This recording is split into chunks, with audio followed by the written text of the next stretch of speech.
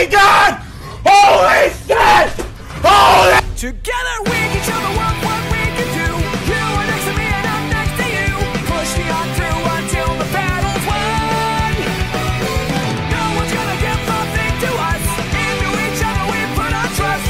Standing united after the fight is done.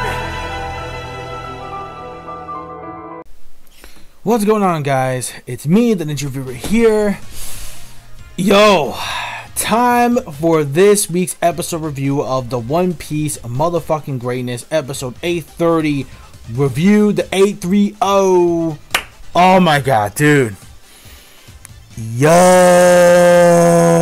oh my god, this episode of One Piece by far has to be the best episode we have had in a very long time, which is a shame too, because I wish I could have done a live reaction to it, but unfortunately I gotta be a little bit careful with Toei and whatnot. And not to mention, I didn't really know how the episode would go down. Even I didn't know how the pacing was gonna be. I didn't know how different it was gonna be, so I was like, you know what, now I'm gonna go there. So this week's episode of the One Piece Raw. So okay, why did I just say that? Oh no, I'm not trying to copy. I'm not copying up the King of Lightning. I'm not trying to do that for this episode alone. So basically, it doesn't really matter about what they did to extend stuff for the chapter. They done it in a way where it's completely well done, that I don't mind some changes. For one thing, let's talk about the premise of the episode. So basically, the whole premise of this episode is the wedding is starting up finally, and we have the underground guests already arriving through. We have the underground guests, which are, of course, the big debut of, which I'm gonna say for last because he is just too huge for words. Not what she said. Sorry, I had to go with that, right?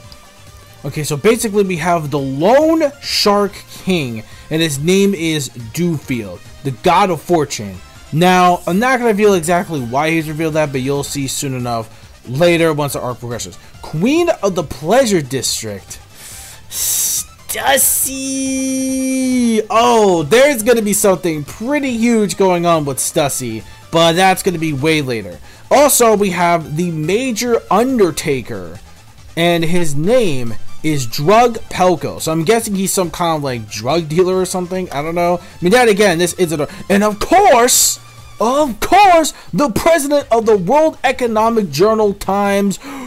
Big news! Morgans! When they showed Big News Morgans in this episode, man, when they showed the Big Bird himself. Now, granted, he's kind of like white, even though the gold from this portrait kind of makes him look like he's like gold and yellow. Like, I really thought they were gonna go with the Big Bird color. That would have been awesome as hell if we would have gotten that. But instead, you know, we got like, I mean, either way, the design, the color scheme is still fine. I don't mind it. It fits, so it does make sense for that seagull type right there. So, excuse me. Oh man. Okay. So now that we got the reveal of that, basically everything for the wedding is finally starting through. We have, you know, of course, Perospero. Now here's the thing.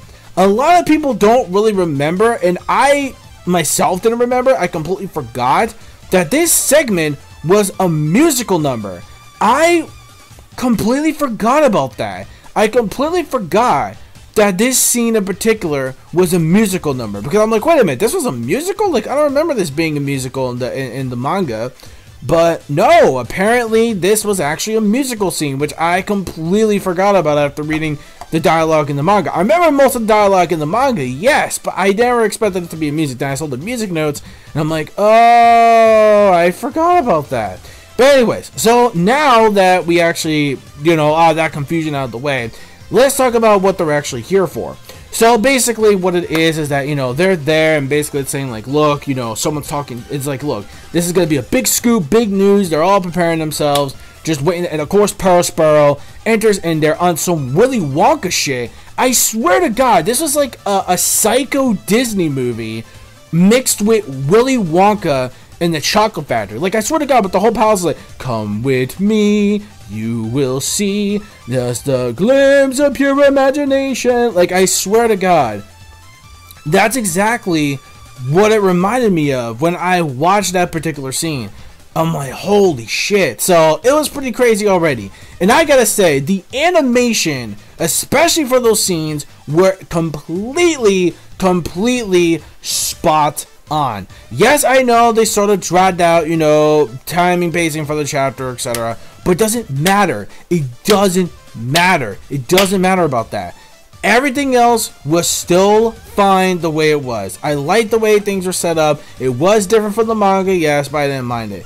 Also, while we had the ceremony, while we had like everybody just chilling and waiting for the main event to begin, we had this like really fucked up moment where we had like a giraffe that was pretty much being squeezed out of its juices, because I forgot Lady Smoothie has that ability of the smoothie fruit where she can squeeze the life out of anyone from their juices and make like a smoothie out of it.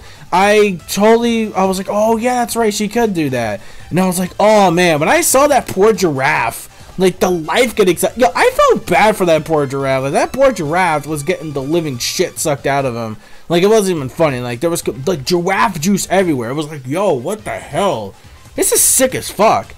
Alright, let's talk about the other awesome shit that I loved about this episode. Let's get to the part where Capone and the gang were actually doing the whole security guard schlick. But we all know it's fake. We all know it's bullshit because they're doing this for the whole sake of the plan of crashing the wedding, obviously.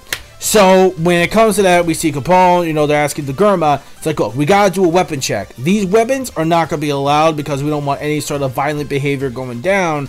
We just want it to be a nice, incredible, sweet tea party, etc. A really nice occasion.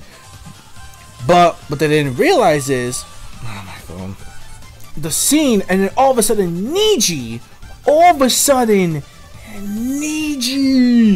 comes in there like a hawk with thunder. It's like, yo, who do you think we are, man? We are the Gurma 66. You can't just let us involve with our weapons. What kind of crazy freaking shit is this? It's like, look, it's not like we don't trust you. It's like we don't want any trouble around here. So basically, when it comes to Capone versus Niji, that fight alone was really boss. I love the fact how Niji just straight up just about to attack. It's like, look, you know, if you attack right now, it's like, look, if you're gonna act like this, I can't let you basically, I can't let you get in. I really can't just do that. I can't let you get in here.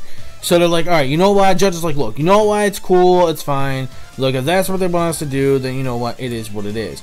But, you know, it was still cool just seeing Niji with the thunder, just nasty as hell, with Capone and his boy. Capone still standing strong. So this proves how strong Capone really is.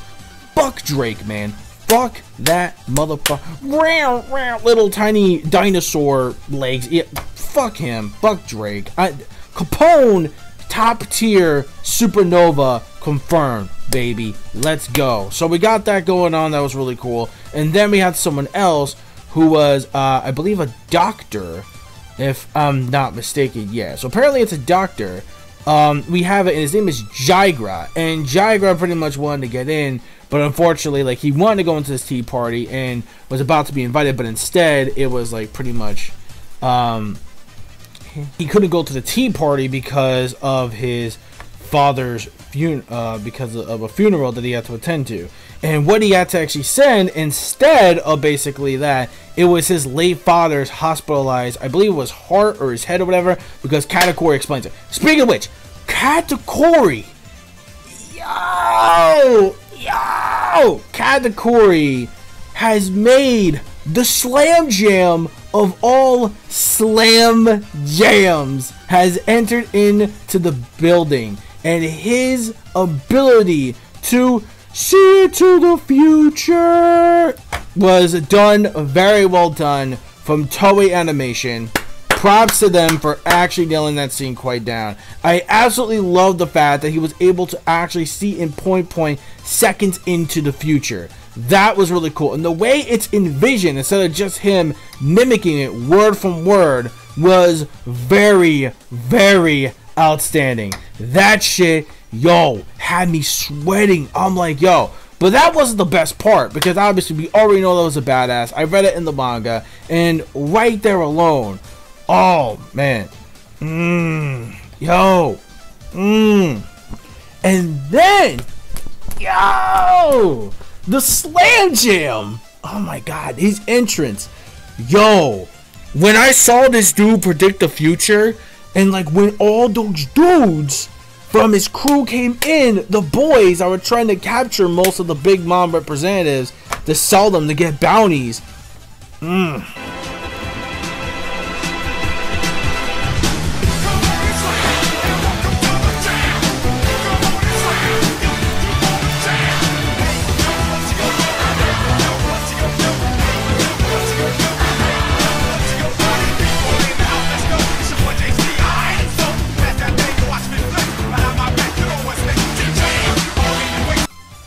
I saw that scene, man. The way he just did that was absolutely badass as hell, man. Guns are blazing. The dude one-shot jelly beans all over the place on some Omaewa Monshindeyu Nani, on some Kenshiro slash Jotaro, not Jotaro, slash Joseph Joestar slash King Crimson. And oh man, that's crazy though. Oh my god. This man is epic. But what's even more epic is that we got to see Oven and Daifuku. Now, this again was not in the manga whatsoever, because again, we didn't really see any of these people's full abilities until hold on. Alright, so that right there was very, very awesome. I really enjoyed that scene like a lot, man. It was so badass. Even though it was filler, even though yes, it was technically filler, but still, overall, still a very awesome scene overall. Even though we kind of saw, well, yeah, we did see Oven's abilities. We did. We saw Oven's abilities. We did see Oven's abilities, but we didn't really see much of Daifuku's as of yet. We didn't. We kind of guessed like what he kind of is, but again, it's not going to be fully shown until a bit later on. So I figured it was a little bit too early for words, but whatever. So the point is, we got that going on the episode, and of course we have the rest of the Straw Hat crew just inside Capone, just getting themselves ready, and Capone's like, like a troublemaker like this at the party, this is going to be pretty, already caught between a rock and a hard place, because, ooh, this man can predict seconds into the future, so thanks to his incredible amounts of hockey. So how are Luffy and the Straw Hats gonna surpass something like this? I have no idea. Well, actually, I do have an idea, but for the anime viewers, I'll leave you up to you on that. So in conclusion, and then of course we have Luffy just fooling around, trying to make his dynamic entrance from the mirror world when that time actually comes, which will be coming quite soon. Action is coming, but yeah, action really is coming. And it's coming very soon, so definitely stay tuned for that. So that's it. Let me know your thoughts in the comment section below. You already know the review score. See all my five fingers, both sides. It's a 5 out of 5. It's 5 out of 5. Yo plus. It's a yo plus episode. Definitely one of the best, hands down, for One Piece out there so far. Let me know your thoughts in the comment section below of this week's episode of One Piece, episode 830. I'll see you guys next week for episode 831. No manga chapter next week, but at least we get the anime episode. Brace yourselves if it's going to be a little late due to I got a lot of reviews to catch up on. 7 Deadly, not only the usual, but My Hero Academia is coming back. We got the new ponies coming back. Well, they're already back, but more new episodes. Persona 5, the animation is going to be next week, so oh boy, a lot of stuff to look forward to next week for the beginning of the spring anime lineup. So that's it. So don't forget to rate, comment, subscribe. Click on that bell to join the squad. Follow my social media plugins and my gamer tags as well, including my Discord, to follow my Discord chat down below as well. And remember, peace, soul, love, chicken grease, and the sky got a new is the limit. Anime manga fans, keep supporting Rich Reader what you watch. See you guys next week.